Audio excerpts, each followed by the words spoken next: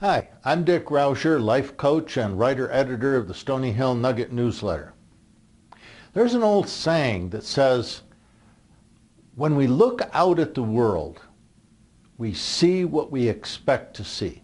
We see what we believe we're going to see, and then we essentially dismiss or ignore the rest as being somehow unimportant. We're now beginning to recognize and to understand how true that old saying really is. We're discovering that the brain is actually hardwired for survival. The instinct to see threat and danger, not gratitude and happiness. That means that our ego is hardwired to see things that are bad, things that are threatening in any way to our ego's sense of survival. Essentially, that would include just about anything that would make our ego anxious or worried.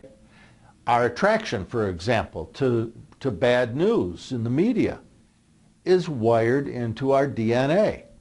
The bigger the crisis, the bigger the threat, the more horrific the event, the more we find ourselves fascinated, intrigued with the story.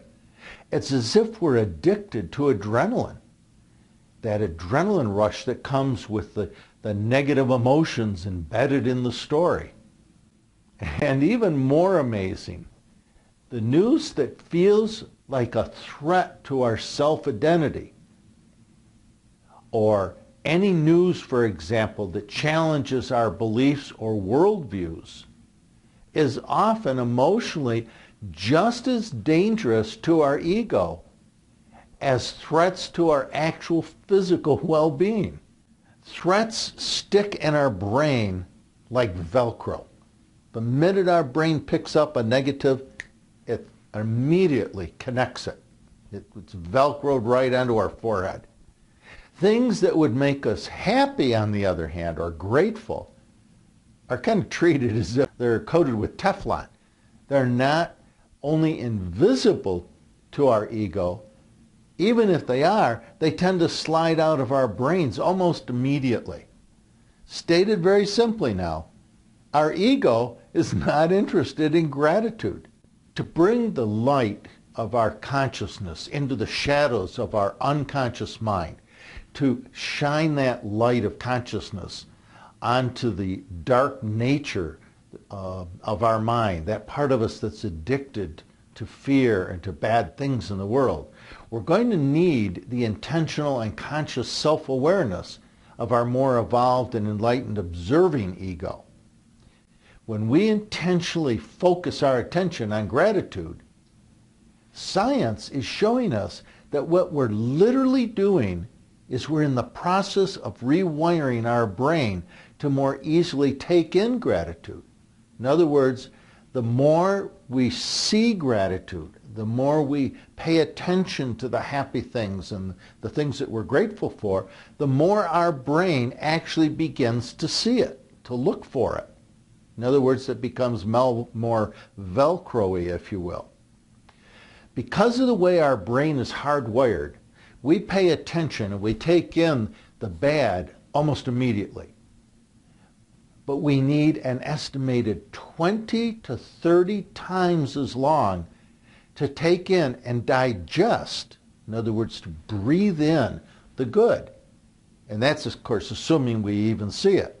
So when you first begin working with gratitude, you have to slow down. You have to breathe it in. You have to let it get into your consciousness.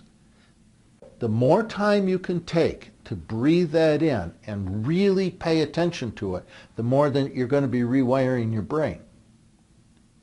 The spiritual practice of intentional gratitude allows us to move beyond the agitation of our incessantly thinking mind, our mind that's always thinking about something, always feeling something, one emotion right after the other. As soon as we begin to practice gratitude, we begin to see more deeply into the amazing reality of the world around us. It opens our heart and it allows us to embrace the awe and the joy, the amazement of simply being alive. At those moments of intentional gratitude, as they increase and slowly rewire our brain for happiness, it will change what you see in your world.